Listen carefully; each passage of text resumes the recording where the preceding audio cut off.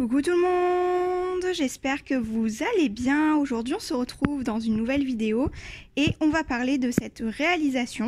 Donc en fait vous l'avez vu dans le titre, je participe à un concours d'illustration sur le thème des contes et j'ai tout simplement voulu illustrer le petit chaperon rouge. Je vais vous expliquer quelle technique j'ai utilisée et puis si ça vous intéresse, c'est parti. Alors, dans un premier temps, vous avez dû voir sur ma page Facebook tout ce qui était dessin, en fait, la réalisation du loup et du petit chaperon rouge sans les couleurs dans un premier temps.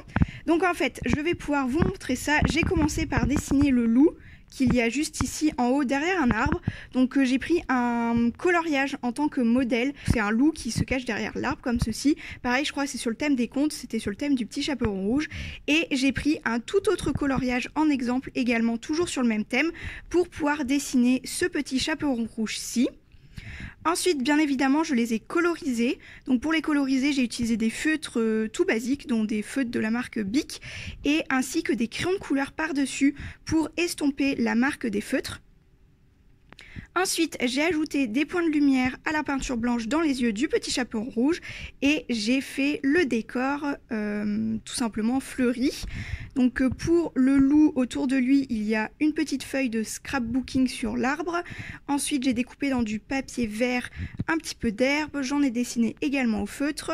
J'ai mis des petites découpes fleurs un peu partout, plein de stickers fleurs également, des petites pommes dans le panier du petit chaperon rouge et ensuite il y a également des papillons et des stickers, donc nuages pour faire tout le fond.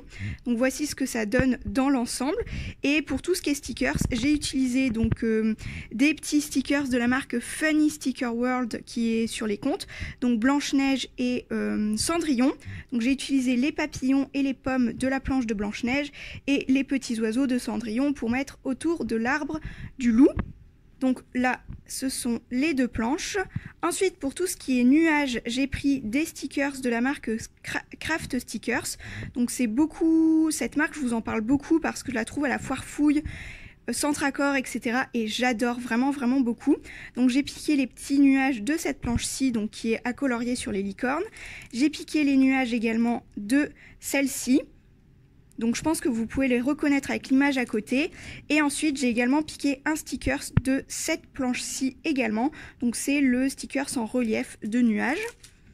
Ensuite pour les papillons j'ai beaucoup utilisé également cette marque. Donc on a celle-ci où j'ai piqué les stickers un petit peu irisés, holographiques. Donc j'ai pris le bleu et le vert de cette planche-ci.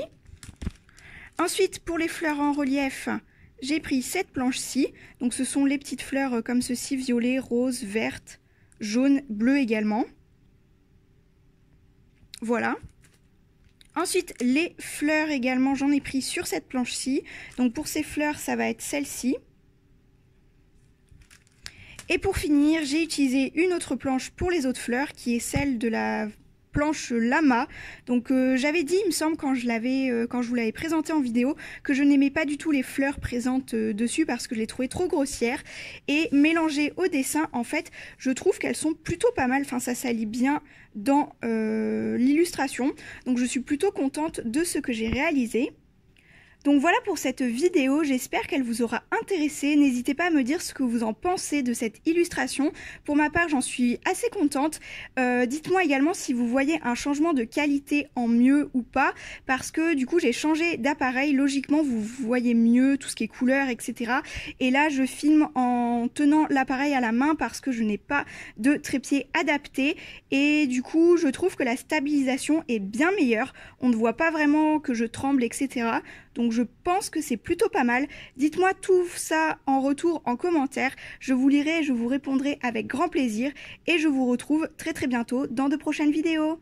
Ciao!